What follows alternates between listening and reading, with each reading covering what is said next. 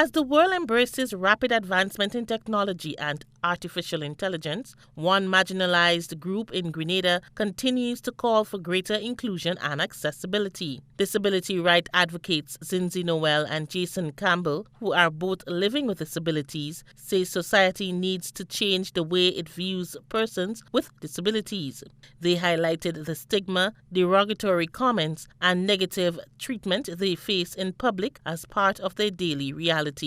And some people will look at us like, okay, what are you doing here? I remember one time I went to one of a supermarket, well, a gas station actually, there's a supermarket there. And when I went in there, the wheel has barely knocked a shelf that has toiletries, like tissues and stuff like that. And the way that security guard went on, and he was going on, and I accepted, I said sorry, and I keep moving.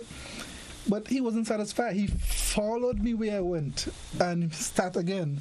I just simply leave, and I went out. I just leave it like that. So the way people, the attitude towards us in wheelchair is, trust me, it's not nice. So a lot of the times we get stares, we get talked down to. Sometimes they don't even speak to us because they think like, oh, we're just here, we're invisible. Noel and Campbell also pointed to the lack of accessibility across the island and the need for stronger implementation for existing disability policies. The one time I went to see a doctor, and it steps. That's a killer for every single one of us. So we're talking accessibility. Accessibility right there. Yeah. There are policies in place in terms of buildings. But what happens is that persons would draw up their building plan with the accessibility included, and then when they build, not included.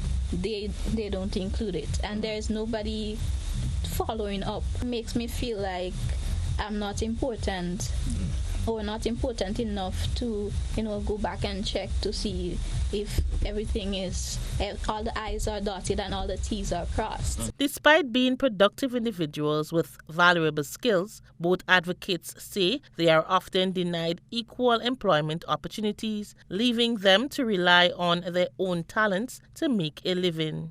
And getting a job, well, that's another question, because the time you go for a job, the first thing they don't see the person, they see the wheelchair. So it's extremely difficult.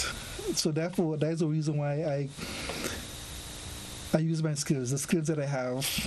I did art, and I went on with art. I did books, I did, different number of stuff. I went to school. Everybody would say, oh, you have to get an education, and when you get an education, you'll get a job, a good job. But that is not the case for persons with disabilities. There's an extra barrier there. Because for me, I have a bachelor's in psychology. Yeah. And even before my bachelor's, I had an associate's degree. And applying for jobs is like no luck. The advocates are calling on communities to treat persons with disabilities as equals, deserving of the same respect, opportunities, and access as anyone else. Zinzi Noel and Jason Campbell were guests on GBN's Morning Buzz show. Rena P. Thomas, GBN News.